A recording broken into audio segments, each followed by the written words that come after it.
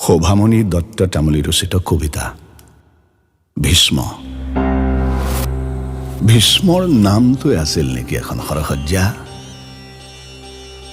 দুখকাৰ গংগা সত্যৱতী ধীবৰ নে শান্তনুৰ? দেৱ দেৱীবোৰ সদায় দেৱ দেৱী হৈ থাকিব লাগে আৰু মানুহবোৰ মানুহ। দেৱ দেৱীবোৰ মানুহ হলে জন্ম হয় দেৱব্ৰত আৰু মানুহবোৰ অমানুহ হলে দেৱব্ৰতবোৰ হয় ভীষ্ম। অমানুহতো নাছিল কোনো, তথাপি প্ৰতিজ্ঞাৰ নামত পাৰে সেই সজ্জা। যিদিনাই হত্যা হৈছিল দেৱব্ৰতৰ সুকোমল হৃদয়, কিমান উজাগৰি নিশা পাৰ কৰিছিল দেৱব্ৰতে জানে, জানে মাতৃগংগাই। দেৱব্ৰত সিদিনাই ভীষ্ম হৈছিল যিদিনা আৰম্ভ হৈছিল এখন কুৰুক্ষেত্ৰ। জানিছিল শান্তনুৱে, কিন্তু নিমাত অন্ধ প্ৰেমিকৰ দশা এনেকুৱাই হয়।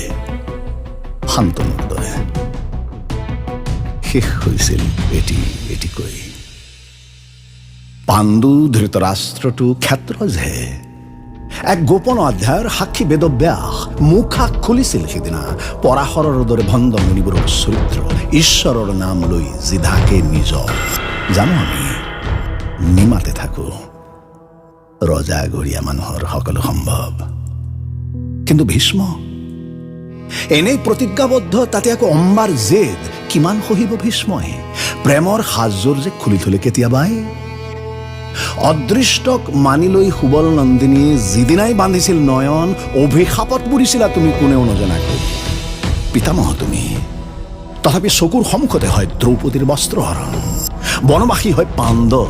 কিয় নিমাত ভীষ্ম?